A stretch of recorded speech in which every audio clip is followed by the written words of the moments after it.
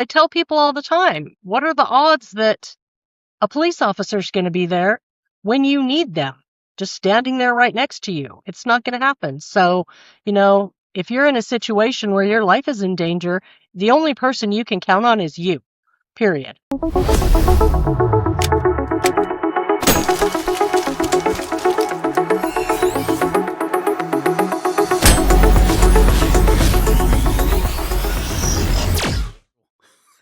Hello and welcome to Making Shooters Better, brought to you by Laser Ammo, the best laser-based dry fire equipment available. I'm your host, Terry Vaughan, and today I'm excited to chat with a very special guest, Michelle Camp, who is the head honcho at Armed Women of America. That is a non-profit organization that helps local groups or chapters of women across the country meet on a monthly basis to learn and improve their firearm skills, all under the watchful eye of some of the most competent female instructors in the country. Now, Michelle's journey is fairly unique in that I think when most people start shooting, it's often for personal reasons. Maybe you have a spouse that shoots, a family member that shoots, and you learned early on, or you're a hunter, and that's literally how you put food on the table. There's usually a myriad of reasons why people will do it, but most, I don't think, ever imagine they'll one day shape hundreds of other shooters and instructors. But that is exactly what happened to Michelle. She didn't just learn to shoot. She learned how to lead, how to teach, and how to build a community where women, who often walk in very unsure, walk out feeling confident. So if you've ever wondered what it takes to develop skilled shooters, strong instructors, and, of course, fearless advocates for the Second Amendment, this episode is for you. Michelle, welcome to the podcast. Wow, thanks, Terry. That's a lot to live up to. That's good. I've fired you up now. We're ready to go. We are. It's a great Although you're double fisting coffee this morning, right? I am double fisting my cups. coffee. Keep me up. It's Tuesday, I feel like I maybe showed up short-handed. I only have one cup, but I'm pretty sure I'm going to be hitting that as we go through today. So how old were you when you first learned to shoot? I don't recall, to tell you the truth. It's one of those things where people always will talk about their first shooting experience. I don't remember mine. I grew up with guns. My dad was a gun guy. So what we did on weekends is he would take us out and teach us to shoot. And he had all sorts of fun, cool guns that we would shoot as kids. So I really don't remember. It's the wrong answer, right? Yeah. I know. I don't recall. I was young. Huh. So your dad taught you. Do you have any recollection of what gun he put in your hand first? Oh, I would imagine it was probably a 22, but I think by the time when I was growing up, my dad was a big 1911 guy. We're in Utah, so the home of John Browning. And he was big 1911 guy, but that was back when they were all in 45. So I grew up shooting a lot of 1911s. Yeah. And when I was a kid, my dad was a gunsmith, and he had a little business where he was a class 3 dealer. So he had some fun M16s and some cool stuff that we got to shoot from time to time when I was young, which was fun. That's awesome. Yeah, it was kind of funny because one of the first times I took my son out, I started him on a 22 and he shot that really well. And the first time I gave him my AR, he shot that brilliantly. And it looked like the rifle would literally be too big for him to hold. And yet he was like, okay, this is the position he needed to shoot in, which, he kind of contorted himself a little bit to be under, but he shot it brilliantly. Yeah, it's a great gun to shoot, especially for kids and women. It's such an easy recoil, and it's a great gun. So are you still a fan of 45s and 1911s? I must say that I am. I've kind of gotten a little on the 2011 bandwagon as of late. You got to have a high-end, expensive hobby that you can invest some money in from time to time. So, yes, I am a huge fan of the 1911, 2011 platform. It's funny because I hadn't shot much, if any, 1911s, certainly no 2011s, pre-Top Shot. And then I was very lucky when I got into a range, sort of trying to get my skills up. Having already successfully made it onto the show, I panicked. I'm like, I'm not going to be good enough. I need to go train. And people started bringing in lots of guns. They're like, oh, you got to try this. You got to try this. And it wasn't until I shot my first, well, I think before it became STI, or if it's the 2011s, before, but I shot that thing and went, what is this sorcery? Because it was so nice to shoot. They're amazing. Amazing. Yeah. The trigger. You see a lot of people that come in and they learn on the striker fired guns and Yeah. then they move up and they go, "Oh my gosh, this gun's incredible." Well, I had a problem because I was the reverse. So I grew up Oh, yeah. shooting the 1911s and then I went to other guns and I was like, "Huh? This is awful." So I really had to like reverse train myself to be able to shoot the striker fired guns because growing up shooting a trigger like a 1911 is just, you can't beat it. No, it ruins you for everything else. Yeah, I Yeah. can't imagine doing it the other way around because I was the same. I was kind of used to that, 7.5 pound trigger pull. You kind of give yourself a hernia trying to get that thing to fire and not, ruin your sight picture. And then someone put the 1911 in my hand and it had, I think it was about a 2.5 pound trigger.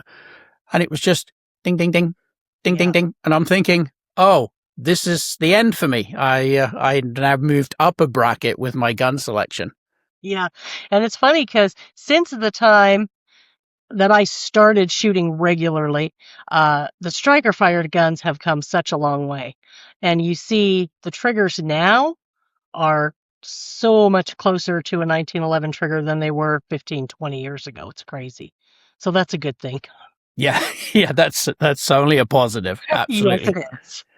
So Absolutely. take us back to that moment when you went from someone who shoots to someone who leads. Was one catalyst for that? It's funny because, the whole reason I got into this, like I said, I grew up shooting. My dad was a big gun guy. When I was a kid, I remember him telling me stories of going to gun sight and training with Colonel Cooper and all these cool things, which was fun, but, it wasn't a big deal to me. And he moved. So he moved about 5 hours away from me.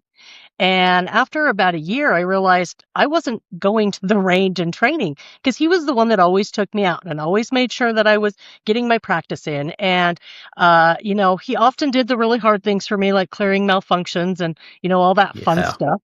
So I thought, I'm carrying a gun. I've had a concealed permit forever. So I'm carrying this gun around. I'm not training. And I knew that was not good. So at that time, I mean, this is like 15 years ago, it was a little bit more intimidating, I think, to go to the range than it is now. And maybe it's just because I feel more confident now, but I really do think the ranges are a little different now than they were back then. Because when I would go to the range, everybody looked like my dad. That's just what it was, a range full of my dads. So there weren't women there. And like I said, I wasn't comfortable clearing malfunctions. I wasn't comfortable taking apart my gun and cleaning it. So I wanted to find women. I thought there's got to be other girls that want to go shoot besides me. So after poking around the internet a little bit, I found the Well-Armed Women. And there wasn't one near me. It was about an hour away. So I Yeah, so joined no that one. chapter. No No chapter near you. chapter in Salt Lake, no. So there was one in Ogden, up in the Ogden area, which you've been there for one of our conferences. And so I went to that one a couple times and it was fun. And they said, "Oh, you should start a chapter." So I thought, great, I'll start a chapter. So I was really excited. I got whole bunches of publicity and I was on the radio and the TV, everything. So really exciting. I had 35 women register for my first meeting. So I was over the moon, thrilled. So I get to the meeting and 30 of the women had never even held a gun before. So then I was like, I was panicked. I had no idea what I was going to do. Luckily, I had some friends who were instructors, men instructors that had been friends of my dad's that had come with me to that meeting. Yeah. So they were very helpful. But at that point, I thought, okay, I've got to figure something out. This isn't going to work. So I went and got my training to become an NRA instructor. And that was back in 2014. And I kind of just did it to help the women in my chapter. And, it just ended up being kind of a passion for me, I guess you would say. I led that chapter. They asked me later to be the state leader in Utah.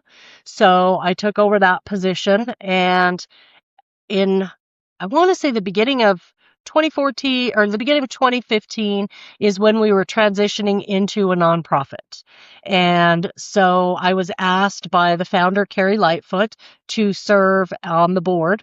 in the very first board of the shooting chapters, and I have served on the board ever since. And I continue to lead my chapter. I continue to be the state leader, and it's amazing. It's the greatest thing I've ever done. I love it. It's so funny though, isn't it, to go from starting this chapter, not really knowing what you're even getting into, to realizing that you are probably one of the most experienced shooters there, even though you may not have Yeah. felt like you were the most experienced. And Yes, there's no teacher better than you being forced into a position where you have to know a topic well enough to teach somebody else. absolutely. And I've been blessed with always having a very curious mind. I kind of wanted to dive in and know everything I could possibly know about it. So I was always very, you know, very interested in trying to figure out different techniques and new techniques, which I think has served me well from the standpoint of a firearms instructor, because I am always looking for additional tools that I can bring back to the shooting chapters across the nation, but also directly to my chapter ladies that I meet with every month. So that's been good as well, I think.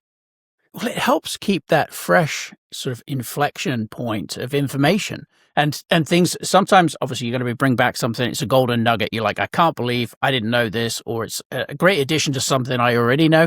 But then sometimes you also go to classes and come back and go, well, this is certainly not the way I'm going to do it, and here's why. And even that is a very useful teaching point. Oh, absolutely. What not to do? Yes, which 100%. we see frequently. Yes. Yeah, and depending on how many classes, and you those who are listening will know exactly what we're talking about, because Yes, I have they had some instructors in classes, and I'm like looking at people next to me going, am I the only one seeing this insanity? What is this? Like, it's just crazy. Yeah, I agree. Been there for sure. Yeah. So what were the biggest, if any, internal hurdles for you to overcome in those early days? I think confidence was a big one, because I went into this because I didn't really know what the hell I was doing, and I wanted to improve. So for me, other women coming to me like I was some sort of subject matter expert Yeah. was daunting, because also it was a big responsibility. So it's not like you're just going to start flinging things out there and hope it sticks. I mean, you need to know what you're telling these women is accurate and is correct. And so I was very lucky to have a group of women around me that helped and worked with me. Carrie Lightfoot was instrumental in my education as an instructor. She helped with my confidence a lot.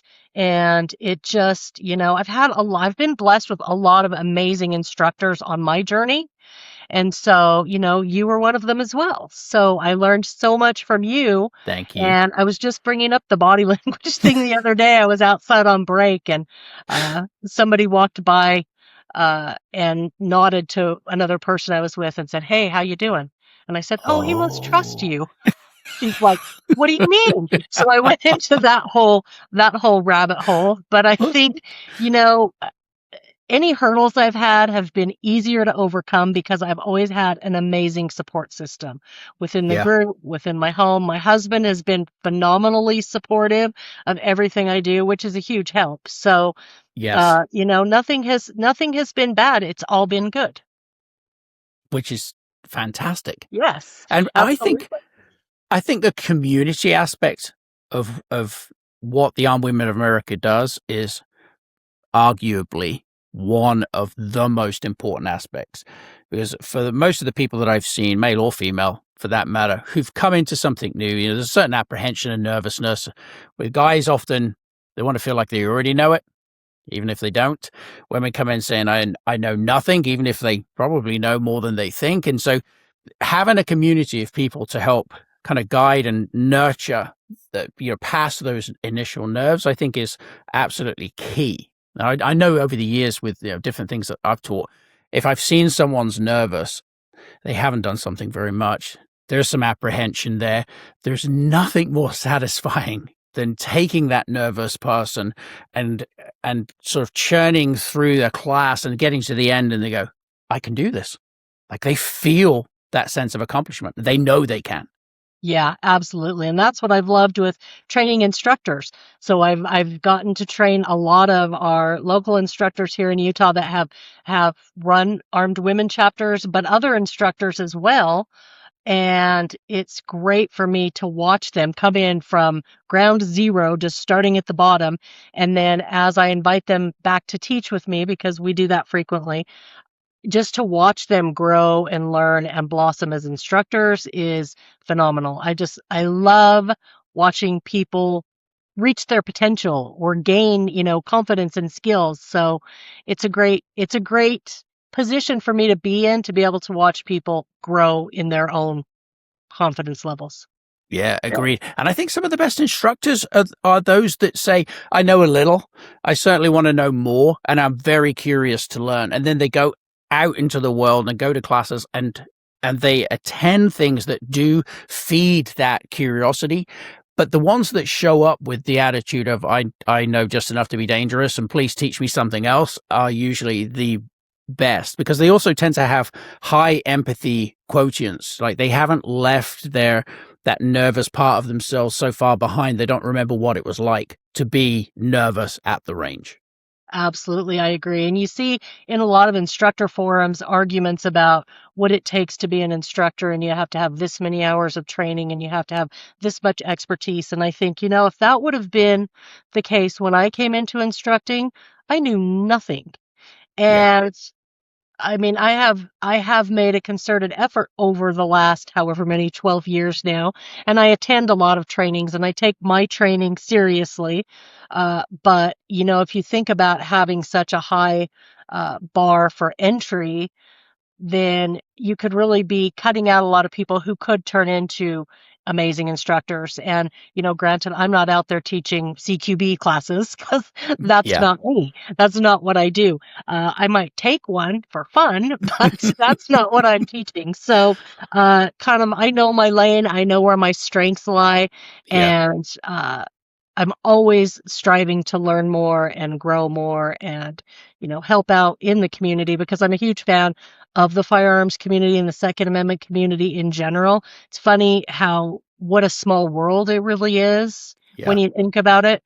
And so some of the people I've gotten to know and I've gotten to train with have just been, I've been over the moon excited about some of the cool things that I've been able to do. Yeah. That's wonderful. And one of the things I've run into over the years is at different points, especially along my own learning curve, which has been pretty steep at times, there's, Yeah, there's always this sense that there's some secret source that instructors must have in order to teach well. And I don't think that's the case at all. And it was interesting, became apparent to me after Top Shot. People were, asking particularly about competition stuff, which, yes, I had some experience in competition, but everybody wanted to know kind of what that literally, what's the secret sauce? What makes a good competitor? How do you handle this? How do you do that? And then the military as well. Okay, former Royal Marine Commando, you must have had the secret lessons and all the other things. And I'm like, no. In actuality, in most cases, not all the time, of course, but in most cases, it's an individual that does the basics really well. Is able to perform the basics of firearm manipulation and shooting at the fundamental level that tends to be a really good teacher. Like they've got those skills so dialed in and their understanding of the topic is so deep. They're able to then go, okay, let me break this off, into sort of these really easily digestible chunks and teach somebody else that same thing. absolutely. I think that's key because, I've taken classes from instructors who have dozens of years of experience, but they just haven't been good teachers. Yeah. So, it really does come down to, I think, having an understanding for the student and where they're at in their journey and being able to meet them where they are and try to help them to take it, to where they want to be. Yeah, agreed. And that was something I actually saw because I taught a class for armed women, and I now am horrified to realize I don't remember where it was, but it was somewhere on your side of the country, I think, certainly in the middle. But it was funny because the community, there was a lot of women there that had done some of the things I was already teaching. So when we started the class, and I'm like, yeah, we're trying this, we're trying that, it was amazing to watch those that had a little experience in this area scurry across to go and help someone that didn't. And Yeah. it like immediately, and it was funny to watch the jokes start flowing. Like people were having fun. It took some of that pressure off of not knowing a thing and made it manageable and approachable. It was really a lot of fun teaching that class. Yeah, I think it was in Ohio. Ohio, there you go. Yes, I think so. Yeah, I was sad to miss that one. But, I I have to know have that a was a bug. have to have a real job. So No, those real jobs. 2011s and all of my toys, That's right. You want to be able to afford those good triggers. You're like, okay, I gotta work. 100%. Yeah. So I think that's extremely true and I've always been a huge proponent of having fun while you're training. Because whether it's a concealed carry class or a, draw from the holster class or a defensive handgun class, if you're not, at least myself, if I'm not having fun, I'm not learning. I have Nope. to be having fun and enjoying it. And so I think that makes a huge difference. And that's something that I try to bring to my chapters as well as to my firearm training that I do, outside of the chapters. So it's huge. Huge. Yeah, it's very hard to learn when you're stressed out. It's I so know. much easier to learn when you can have a laugh at the mistakes you're making and then correct as you go through. So when a brand new woman walks onto the range for the first time, do you think there's one fear that is sort of a common thread throughout new shooters, especially women shooters? I think it's just a fear of the unknown overall. We see a lot that are fearful of the noise. Yeah. So that can be a barrier, especially when you're at an indoor range. So, having plans so that they can have double ear protection and things like that. Luckily, my chapter meets at a closed range, so they close off a whole side of the range for us. So we're not having to shoot with anyone else. So we have a lot of things that we can do. We will allow them to just observe the first time if they want to. We actually start our new shooters off on a cert gun or a Mantis Titan or something like that. So they're getting the drills in, but they're not having to deal with the recoil and all that stuff at the beginning if they're coming into us brand new. So there are a lot of things that I think they're scared of, but I think that the overall recoil and sound is probably the most common. And once you can get them over that, then it usually takes a couple shots, then they're like, hey, I like this. Doesn't Yeah. usually get long. As soon as they hit a few bullseyes, they're like, you know what? I think I've got this. Exactly. But I know I agree with you. There's something to be said for taking a new shooter into a indoor range for the first time, and you're trying to share the lessons and teach and try to keep, especially for a new shooter, the stress level down. And next door, somebody's throwing 308s out, on a muzzle brake, and you literally look at this person just starting to just slowly implode. They're like, I can't handle that noise. You're like, okay, we need to get away from this long enough for you to feel, get their confidence up. Absolutely. I've had that several times where somebody will look at me and say, what are they shooting? I don't Yes. know, something big. We could go ask. Do you want to? Yeah, you want to go take a look? They're like, no, I don't want to go anywhere near that. Yeah, it's funny. One of the ranges I was at, it had somebody was shooting a 50 BMG, and although it was like 5 or 6 lanes down and outdoors, it was a covered outdoor range. Everybody jumped every time this thing went off. And I'm like, yes, Yeah. it's effectively it's a bloody rocket ship cannon thing. I mean, it was horribly loud, and there were some new shooters amongst us, and we ended up having to do earplugs underneath their cans to get them to a place where like, okay, I can manage the noise. Yeah, without jumping. Yeah, Yeah. it's a loud one, but fun to shoot.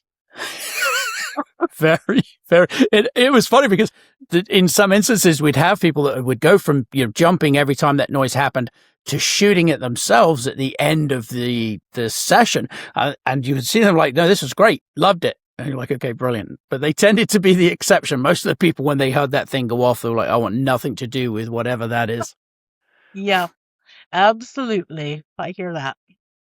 So where do you think, perhaps, if anywhere, traditional firearms classes miss the mark for women?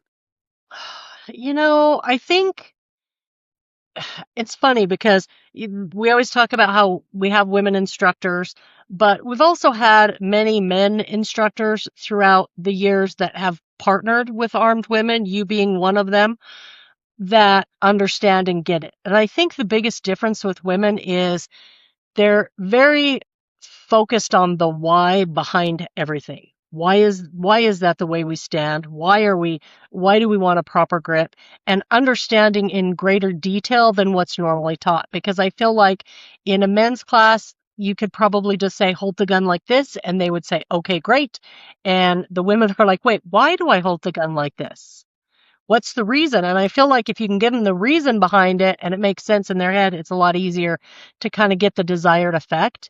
And I Yeah. really feel like that, coupled with the fact that many women come into firearms from some sort of fear, Yeah. either an abusive background or they're on their own and they're afraid for their safety. They want to be their own first responder. Yeah. But the problem is, and I have seen it, dozens and dozens of times, women are more emotional than men. Surprise! In general. So you Yeah. get tears on the range. And I can't tell you how many times I have seen male firearms instructors say, if I have a woman that has tears on the range, I tell her to go out and get her shit together and come back. And it's like, yeah, that's not the No. way that you handle that. And so I think the fear of that, because it does happen. There are instructors that are like that, and they don't understand where the woman is coming from. Hmm. And I think that's the biggest thing. And that it can be a female instructor or a male instructor, as long as you can understand that there may be trauma there, there's fear there, and just help them to get past it. Don't, castigate them for it or belittle them for it. Help them to get through it. And then when they come out on the other side with the confidence and the skills, it's going to be that much more of an accomplishment for you as an instructor, but for them as well.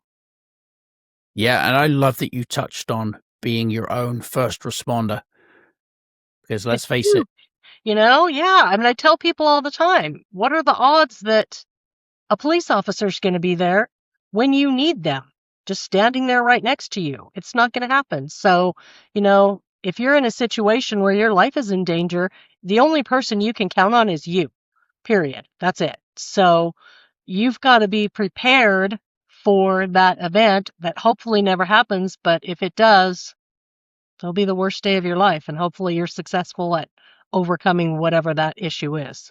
Yeah. And you've got a much better chance of being successful if you've trained, taken classes, learned how to manage those emotions because everybody gets them to varying degrees. I know that when I get stressed, my default setting, according to my wife, is just rage or anger. I'm sure she doesn't mean rage. No, you could No. have rage, She, Terry. yeah, she calls it my, what does she call it? Oh, she says my commando stare comes in and I'm like, oh, I was nervous or whatever, like I love it. immediately, which is always interesting because people that know me as relatively easygoing. I'm usually pretty happy. Like I'm chill. But when I'm pushed a little bit, just like everybody else, like, where do I go when I'm stressed or where do I go when I'm nervous? Well, for me, it's anger. It gets me focused, but I've seen women cry and I've seen how they struggle to then manage the emotions. And you think, okay, well, your brain doesn't know the difference between the stress of you learning something new in this classroom setting and the stress that comes from suddenly finding yourself potentially targeted for a crime. So if you can manage this one, you're got a much better chance, at least, of managing the other. Absolutely. And I also think that as you train to become your own first responder, as your confidence grows, that automatically makes you less attractive to predators Yes. because just having the confidence, just having the awareness, just paying attention to your surroundings automatically now lowers the chance that you're going to be a victim of violent crime without anybody even knowing that you're carrying a gun around just because of the way you carry yourself and the confidence. So that's just like a secondary, pretty cool result of training, in my opinion.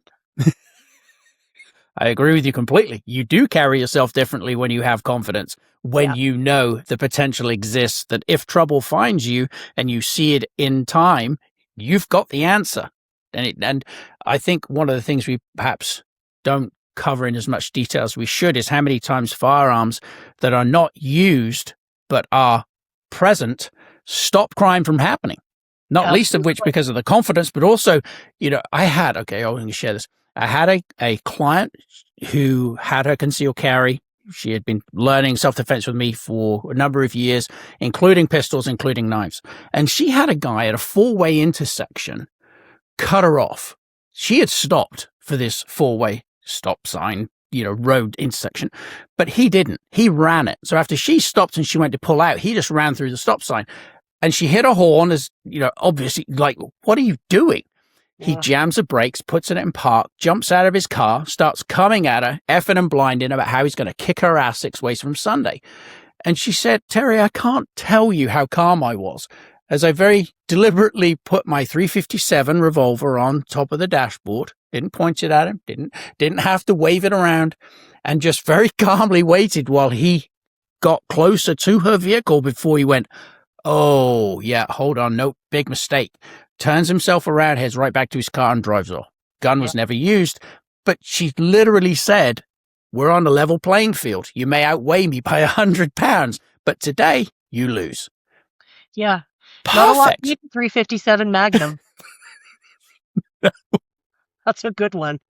And the thing was, she said afterwards she had shaky hands. Afterwards, she was like, what just happened?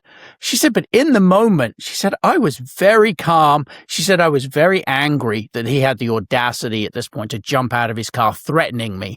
She said, but at the same time, somewhere in there, she said it was like being in the center of a tornado or something. She was in the calm of the storm. She said, I wasn't bothered in the least. She said, I realized I had the answer to his threats right here, ready to go. And the moment he saw it, he gone.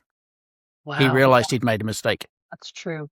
Well, and I think too, it's like so much of our training is not about firearms. It's about all these other things like paying attention. And I mean, overall, just the likelihood that you become a victim is reduced just from all of that. And I love that. I love that story because she had thought through her head what she would do, because I think a lot of people in a violent crime situation have never thought that could ever happen to them, right? It's always going to happen to somebody else.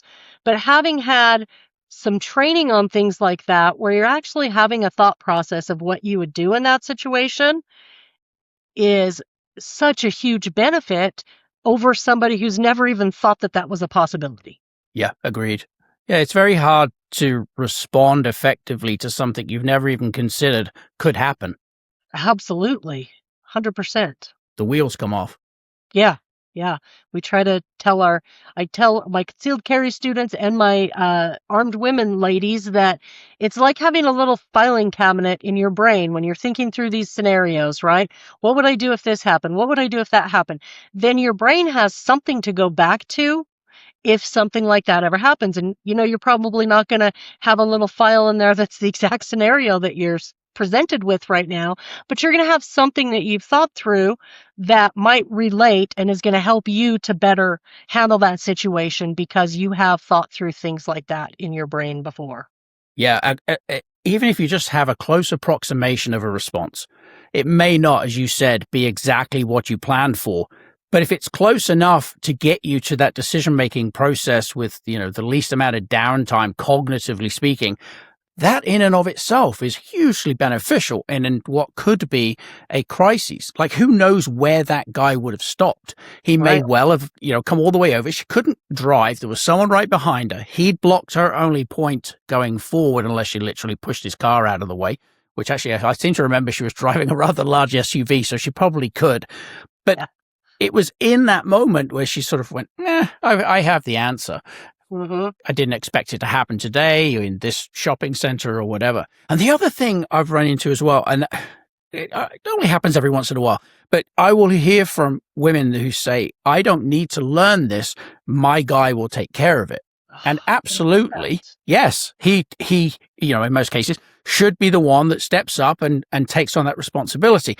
But I did have a couple come to me for training, and she'd bought it for some training for her husband.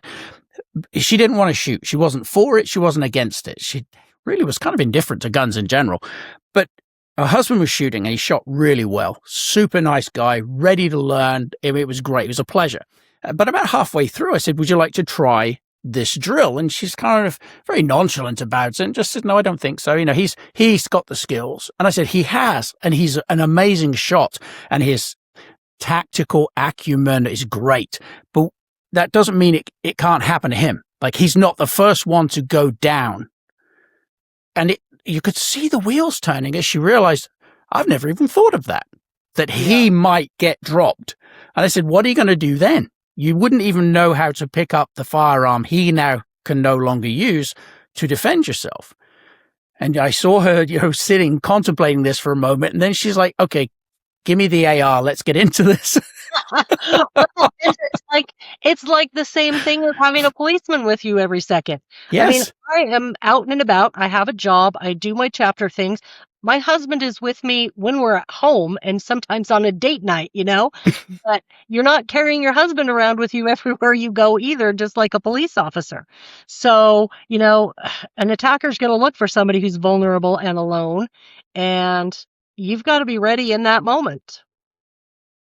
Yeah, and if it happens to happen in a place even where your spouse is present and they are unlucky, unfortunately, they go down. You still have to have a response. You can't then just sit there going, well, this sucks. Now what am I going to do? Like, you've got to immediate, okay, my next course of action is X. And it was funny to watch that transformation happen, because over the course of an hour and a half with the pair of them, they started shooting and moving so well together. And you could see that as she sort of contemplated this new reality, she understood the why and was just lent into it wholeheartedly. And it was funny because as they left, she starts talking to him about the AR he had bought her apparently years previous. And I could hear her saying to him as they left, I need that red dot. I really do want that EOTech on mine now. I think we should probably go ahead and get that. And maybe we should look into that other suppressor you were talking about. And when they got back to their car, he turns around and he just goes, I love you, man. Create a monster. I love it. That's awesome. Yeah, she was absolutely all in. She went from being apparently indifferent to, no, I want to shoot and I want to shoot well and I need all the gear to do it. And it absolutely made his day. I love it. Well, and that's good for you opening her eyes up to the possibilities that, it's not always going to be like we think it's going to be. Yeah, no, not at all. So you did mention, obviously, a topic very close to my heart, which is situational awareness and avoidance. Why do you think that message is sometimes hard to sell to individuals that either carry guns or are thinking about carrying guns? Well, I think that people think, we talk about this a lot, that you've got to build a personal protection plan, right? And for a lot of people, it's, well, I'm going to get a gun. End of story. Yeah, that was it. Yeah, that's it. I got a gun. So I'm safe. Nothing will ever happen to me. And if it does, I've got a gun. But understanding that avoidance has to be your number one goal is really what we try to get across the most often for so many reasons. You could have an 8-hour course on why avoidance is the best option in any situation. And so the only way you're going to be able to avoid it is if you're paying attention and you're there and you know what's going on before it ever happens. So it's really, I think, incumbent on all firearms trainers to help people with that situational awareness. That's why your body language stuff was so helpful to me, because it even goes beyond situational awareness and, what to look for in a potential predator and a situation like that. So to me, it's just the most important thing, because the only fight, I love gun cliches, the only fight you're guaranteed to win is the one that you're not in, right? So, and the other one, when seconds count, the police are only minutes away. Those are two that I use on a pretty regular basis. So understanding that the best way for you to get home safe to your family is to avoid a potential encounter, not to say, well, I have a gun, so I'll just use my gun. That, even if it ends up exactly according to plan and you survive and you take out bad guy, that's not the end of it. You've got all sorts of things you're dealing with from an emotional perspective, potentially a legal perspective. Trying to deal with that for the rest of your life is going to cause trauma. I mean, why not avoid that if there's any possible way you can avoid it? So that's really what we teach, is that the firearm is the very last resort. And Yeah. there are all these steps you have to take leading up to a defensive encounter that can hopefully get you out of that before it ever happens. Yeah, I think Steve Tarani is an amazing instructor, and he's got a couple of great books out there. But one of the things he refers to is the soft skills. Like up until about 90 to 95% of everything you should be doing defensively happens way before we get to the hard skills. Like if you're fighting, you have missed all of the various warning signs that probably were well advertised that this trouble was coming. And then you haven't avoided it. And it's interesting, I think, when someone puts on a firearm, that's a hammer, and every problem now just becomes a nail, and I'll deal with it with the firearm. And you're like, you don't understand the complications that are going to ensue after the shoot. Why would you not do everything in your power to avoid getting enmeshed in that unnecessarily? But of course, there's something heroic or ego driven, I think, about, well, I have a gun, I'm going to shoot the asshole. And you're like, yeah, but if you used your brain and you had these concentric rings of response and scanning and awareness, you never have to use it. You just go home like it was any other normal day. You tell a story that night at dinner how, oh yeah, I saw this guy coming from a miles away and I was long gone by the time he got there. That is a perfect story. Yeah, absolutely. And you don't know how many encounters you have or will potentially avoid just by using those skills, those soft skills. And that's not as fun, right? It's not, Not as great a story it's not as, as sexy, is it? Exactly. It's It not. really isn't. No, you just don't know, but that's okay because it beats the alternative in Yes, any situation, always. Just getting out of there. always. You know, Connie and I, Connie is a friend that I train with. She's one of the other state leader here in Utah. We went to Gunsight and we did a team tactics class, which was a ton of fun. And, you know, they teach you all these cool drills and how to cover your partner when they're loading and, you know, reloading, all this fun stuff, movement, all the kind of stuff I love. So at the end of this class, the kind of test is that they take you into the shoot house and you get all geared up. So no live fire, it's all UTM guns. So you get all geared up and you've got a UTM gun and they drop you in these little various scenarios and you have 3 different scenarios that you're in. So Connie and I go and we get through the scenarios and as is normal for me, I always want to go first. Like, let's get it over with. Let's go. I'm first. So we go through the scenario. We end up identifying something and getting the heck out of Dodge. Well, then as all the guys are coming through after us, like they're shot in the hip and they're shot in the leg and they're like, did you guys get shot? No, we didn't get No. shot. Did you take out the bad guy? We're like, no, we ran away. So all 3 of those scenarios, we just ran away. And we were kind of worried after. We're like, are we going to fail this class? Because they just taught us all these cool shooting techniques and we just ran away every time. But the instructor said, no, I mean, if you can safely get out, you're in a public place, you don't have a responsibility, then yeah, you did what you should have done. And so now whenever we teach concealed carry, we know that we will practice what we preach. And if we can get out of there, we're getting out of there. So it's funny, but in real life, I was glad to see that we were paying attention, which of course, you know, something's coming. So it's not exactly like it would be in real life, but we really did just skedaddle. But you made the most of it, and you made the correct choice. You were the only ones without holes in you. Yes, we were. It was fun. It was a fun weekend. So if I say red dots, iron sights, where do you go? Oh my gosh, such controversy. Stirring the pot, starting a fight. I know, right? So being a historical fan, I'm a big fan of history. I love things to be the way they were the way John Moses Browning intended. So I have always been a huge iron sight girl. And about, I don't know, 7 years ago, I started to notice that I was having trouble seeing the front sight.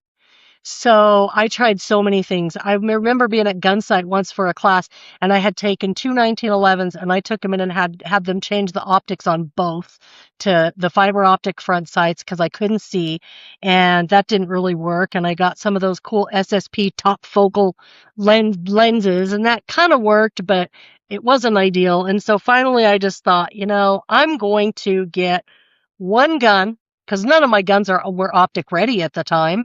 I'm Yeah. going to get one gun. It's going to be really expensive. It's going to be really nice.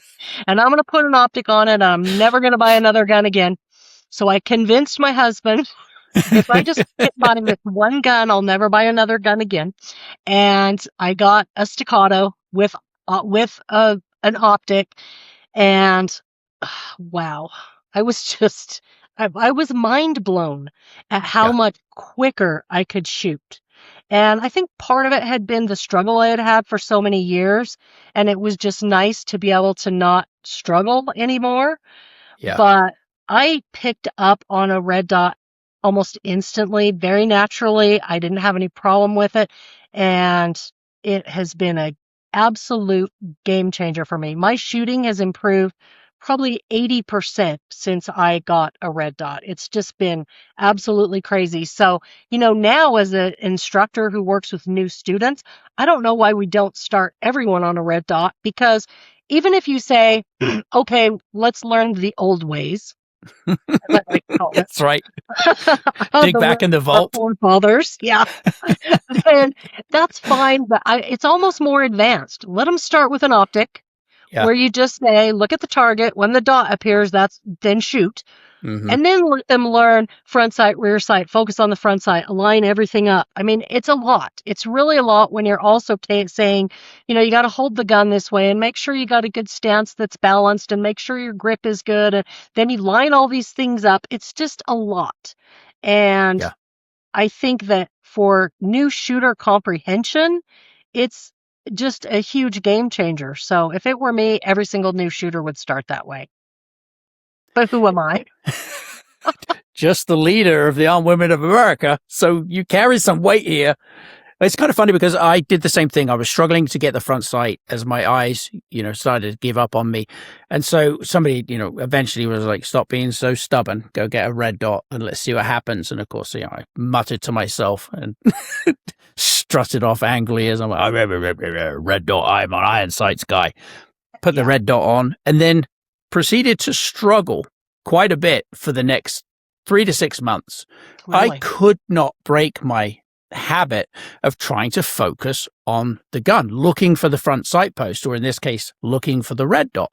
Yeah. I could not figure it out. And of course, my shooting speed dropped exponentially. Suddenly, it was amateur hour, and I couldn't get it. And then eventually, I had a guy, he just said, well, have you tried just looking at the target? And of course, I'm like, no, you idiot. You don't ever look at the target. You look at the front sight post. And of course, he starts laughing. We're good friends, by the way. So when I called him an idiot, he didn't take it personally. But he said, no, with red dots, you don't want to be looking there. Look here. I'm like, if only I had have asked. Typical guy. I was like, I'll figure it out myself. No, I couldn't. I had somebody point out what was then clearly obvious. Just look at the bloody target. And when the dot appears, shoot. Yeah. For a new shooter, invaluable, because you are worried about everything else, as you said. And just to take that one complication out of it initially, even if you go back and revisit and say, okay, well, maybe your red dot goes down. You want to be able to get those co-witnessed iron sights in the game if the red dot fails you. Perfect, yes. But at first, okay, let's worry about grip and stance and trigger press and follow through and all those things. And don't worry about the sight picture. Just put that red dot where you want to shoot. Yeah. Ta-da! Brilliant. Yeah. I mean, the whole equal height, equal light, line it up over the center of the target, make sure it stays still. I mean, it's so much. I always felt bad, like with these new shooters, trying to go through all these steps. So if you can remove one of the most complex, why not do it? Why not? Yeah. Yeah, and it's very hard. It's counterintuitive for shooters as well, particularly new ones, to tell them, I don't want you to look at the target. I need you to look at the front sight post and have that crystal clear. Yeah. They're like, why would I not look at where I'm shooting? And of course, then you have to look, well, because it's not going to work out very well and you won't be as accurate. And of course, it is and does sound completely and utterly illogical. Right. Absolutely. It does. And in a deadly force encounter, it probably is illogical. I mean, who knows? I haven't been in one, thank heavens, knock on wood. But I mean, the only downside I see to starting brand new shooters with a red dot is, it's another higher level of financial commitment. Yeah. Get into a firearm. They often cost as much as the gun. Yeah. They can. So, that can be a bit tricky, but hopefully that's kind of the way, well, I think that is the way we're going. But Agreed. it's a huge advantage if you ask me. And you can use, if you train with it, you can use, the optic for aiming if something were to happen. And there you go. Because I don't co-witness mine because I can't see the front sight. So it doesn't matter. It makes no difference to me. I don't know if it's there one way or the other. So That's funny. yeah. I could just about make it out. I co-witness in the lower third, and I'm like, okay, if worse comes to worse, and I'm really struggling, or for some reason the red dot breaks or battery goes or whatever, which of course, with these modern red dots, highly unlikely. Most of them are tough as nails. Yeah. I haven't had one yet at the range or otherwise where I'm so like, oh, it's not working. Like, they last for so long. So it is difficult to make an argument for co-witness, but I think there's something about my military background that says I want redundancies. If this fails, I want that. And if that fails, I want this, starting with rifles and pistols and knives, and then my teeth. I'm going to make sure those are sharp too. Absolutely. Stop It's funny because biting. I started doing I read the Red Dot Mastery book by Mike Oxner and Eric Gelhaus, and then I did the online class. And so I've been doing some of the eye exercises, and I went to the range with a new shooter, and she was shooting a Glock 45, and I was doing a demo for her, and I held the gun out and I could see the front sights. And I was like, oh my gosh. I had to send Mike a message and say, I just saw the front sight for the first time in 7 years. So, that's kind of cool. Very cool. Yeah. So women are one of the fastest growing demographics in the shooting sports. What do you think's driving that shift, and how do we drive it and improve it and increase it moving forward? I think that what's driving it is women just feeling less safe in our world today.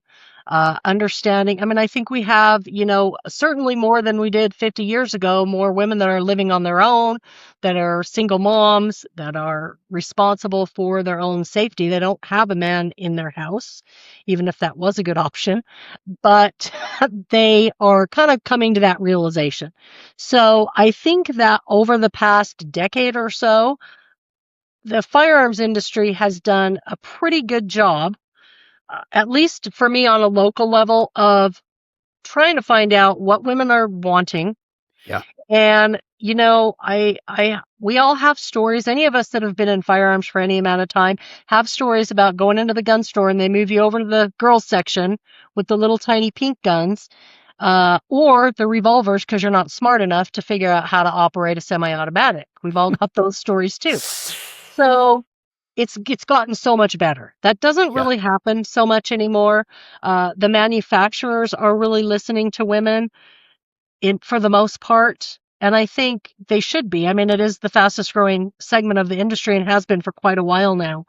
So I think that continuing to listen to what women want, which I think everybody's realized isn't just a small pink gun, is a good thing. But being involved in organizations, I can't tell you how loyal our armed women are to our sponsor brands. So being a friend to an organization like Armed Women of America, I mean, we've got some amazing sponsors that have been longtime sponsors. Ruger has been one of our sponsors forever, literally forever. Walther's a longtime sponsor. Glock has been a sponsor. And our women are so loyal to those brands because they understand, they listen to what we have to say, and they take note if we have, input, which has always been really nice from our perspective, to be able to tell the manufacturer what isn't working, and they respond and try to fix it. So I think that's huge. No, absolutely. Hearing what they're asking for, what they need, Because you're right. There are a few select female shooters out there that absolutely want a pink gun. They wouldn't be happy if they're like, this is pink. It's my color. I love it. But there is a massive swath of the population that is like, you want to give me a pink gun? I'm going to kick you in the balls. Like, no. I did just to kind of tick my brother off. I did get some pink Hogue grips to put on my Colt 1911 45 Just to annoy him. just to annoy him. He's like, "What is that?" And I said, "Isn't it cute?" He's not a fan. I did have someone in the past that said, I have a pink gun, and it doesn't bother me. I don't care what color gun you have, but she said, I have a pink gun so that if I have to use it on someone, it's insult to injury. Not only did they get shot, did they get shot by a woman who, beat them, but they also got shot with a pink gun. And I love it. That did. It made me laugh. I was like, that was pretty bloody funny. Well done. She's really thought that through. What can I do to annoy the attacker the most? Yeah, exactly. I really want to make sure that you suffer physically, emotionally, psychologically. It was brilliant. I thought it was pretty funny. That's great. For any woman that might be listening right now who hasn't yet taken that first step towards either gun ownership or training or anything, what do you think that first step should be for her? All of our chapters are very open and welcoming to new shooters. That's kind of our jam. Mm-hmm. And so you can look at our website, which is armedwomen.org, to find a chapter near you. We also have launched last year a virtual chapter for women who either don't have a live chapter in their area, or many of our members join the virtual chapter as well, just to get additional education, because obviously there's no live fire with the virtual chapter. So we've got continuing education items every month with that chapter. And so go visit a chapter, talk to your chapter leader, get involved, ask questions. We often have guests come and just observe our classroom time and our shooting time, because realistically, it's about a lot more than a gun. I mean, we are teaching about situational awareness and, legal use of force, all sorts of different topics every month. So just reach out, check it out, see if you think it's of interest to you. And I'm, convinced that it's probably the best investment in yourself you'll ever make. So with the virtual, because I think that's a brilliant idea, especially for people who don't have a chapter local to them, who still want to get involved. Do you use any simulators as part of the training? Because I know you mentioned recoil guns and other things, and of course laser ammo. Shameless plug. We have recoil guns, we have dry fire mags, we have the smokeless range, the simulator, so you can shoot at home in the comfort of your own home. Are you using any of that for these virtual classes? So I'm the giant fan of the smokeless range. And I heard new stuff is coming out from SHOT Show, and I'm just waiting. What's it going to be? Because I absolutely love my smokeless range. So I use my smokeless range for my chapter members, my chapter leaders. Actually, we used to do a get-together every month and go to the range, and now we do a get-together and go to the laser ammo smokeless range. That's because fantastic. It can be in the comfort of my home, and I have a really nice area set up for the dry fire practice, and we have an amazing time doing that. So I love that. In the virtual chapter, I don't believe we have done anything like that, other than we do talk a lot about products, which Laser Ammo has, again, been an amazing sponsor of Armed Women of America for a very long time. So I got a really cool Armed Women of America discount when I bought my smokeless range, because you know how I go, Terry, go big or go home. When I look at the smokeless range and it's like, options, just give me one of everything. That's what I'll say, one of everything. And so that's kind of how I roll.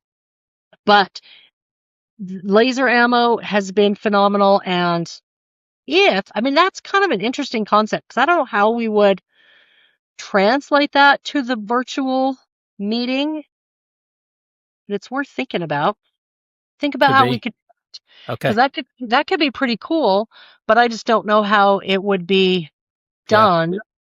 I know we do drills and stuff, so people will get drills, go out and try this, and then we'll talk about it next meeting and along those lines. So that's kind of cool.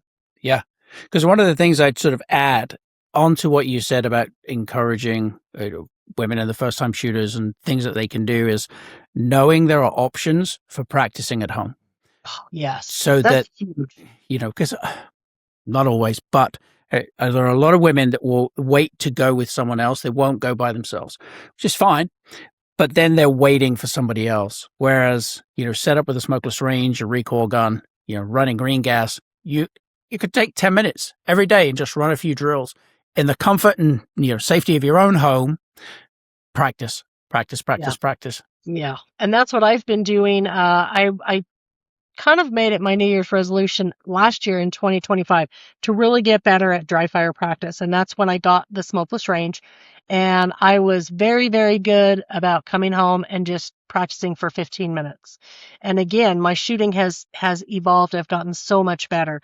This year, I haven't been quite as good. I've got some stuff going on that's taking me away from ever being home right after work. Because it's always, if I go home after work, I'll go train for 15 minutes. If I Yeah. have an armed women meeting, I'm not getting home till 10 o'clock. Sorry, can't do it. Yeah, no, But it's too late. yeah, Well, you got yeah, to have some family time in there as well. yeah, absolutely. So I need to get back to being better about it. And I promised Kristen I'd post some pictures too. She's going to hate me. I will. Please, I will. please. Always forget. I'm having too much fun to take pictures, so I never take pictures. And then after, I'll be looking at Facebook and see Kristen, and I'm Oh, like, dang it. dang So I it. will. I will Yeah. take some pictures for Kristen, I promise. We've got our leaders I think the leaders are coming to my house like in a week, and we're going to do another smokeless Oh, range day. So I'll got to make be great. sure to take some pictures. Yeah.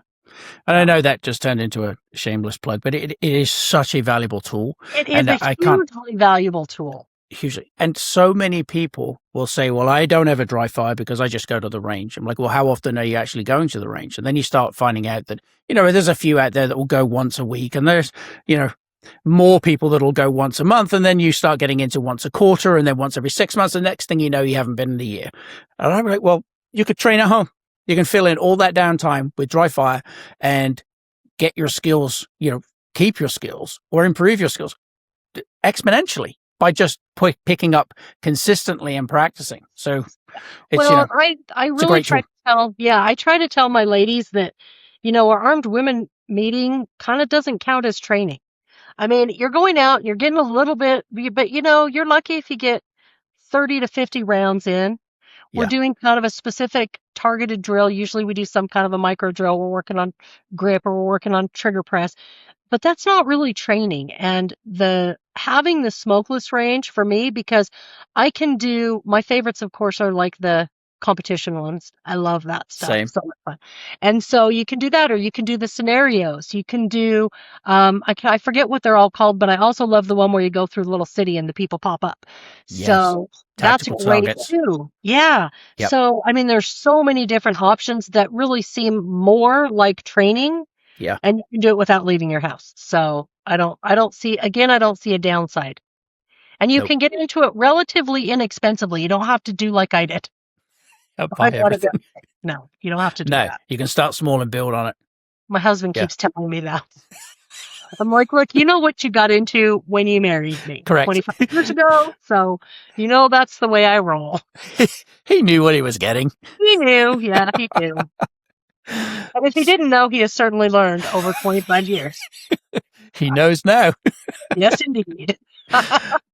So for those who are listening that would like to get more information either about you or the AWA, where would you like them to go? You can always check out our website, armedwomen.org. And I'm always available by email at michelle@armedwomen.org. Michelle. Because Fantastic. everyone in my generation is named Michelle, in case you haven't noticed that. That freaking Beatles song. We all got named Michelle. That's funny. That is true. That's why it's funny.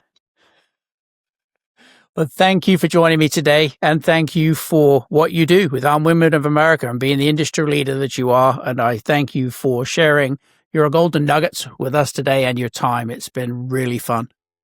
Thank you, Terry, and thanks to Laser Ammo. You guys are amazing.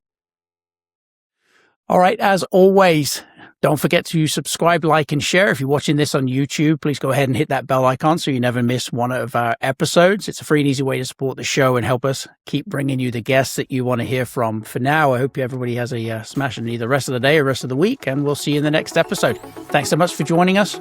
Cheers.